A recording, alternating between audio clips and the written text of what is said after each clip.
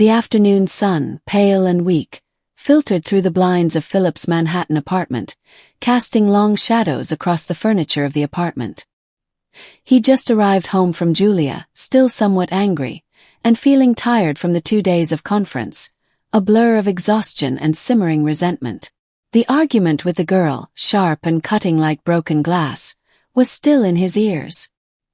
He'd wanted to share with her the news about Agnes, and that he'd finally confided in her about his reckless plan to test his vaccine on himself, a desperate measure born from the girl's burgeoning cocaine addiction.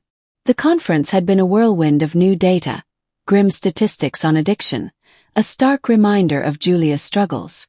Each statistic felt like a personal indictment. He tried to forget the event for the rest of the weekend. He packed his suitcase, then checked the fridge, searching for something to cook for lunch. Changing into worn jeans and a faded t-shirt, he felt the weight of the day and the whole weekend settling on him. The aroma of brewing coffee did little to soothe his frayed nerves. Instead of cooking for himself, he ordered Italian food, a familiar comfort in the face of unfamiliar anxieties. Italian food, an Italian clock, an Italian girl, just like she said at their first real date that turned to intimate moments. The thoughts tumbled in his mind, strangely interwoven. "That arrogant little bastard," he muttered, his hands clenching into fists, the words a testament to his simmering rage toward Steve, who fueled Julia's addiction. The image of Steve, smug and careless, burned in his mind.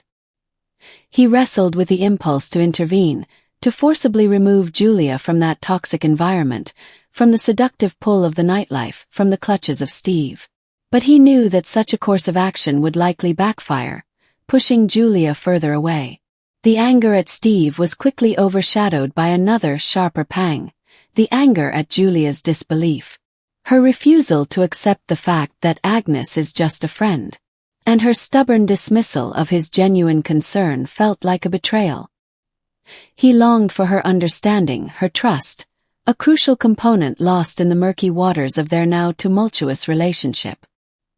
He walked to his table, his gaze falling on the Italian wall clock, a proof of a past hobby, its face marred by a botched repair attempt. Ironically, it was the same table where he and Julia had their first real conversation, a moment of connection that now seemed distant and almost unreal. The clock, a symbol of his past fascination with Italian craftsmanship, felt like a mocking reminder of the distance that had grown between him and Julia, a distance threatening to fracture their relationship irreparably.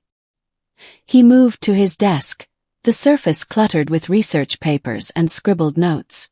The smell of stale coffee and the faint chemical tang of his experiments hung heavy in the room. He flipped through the pages, his eyes scanning the complex formulas, the detailed observations, the desperate hope etched in every line.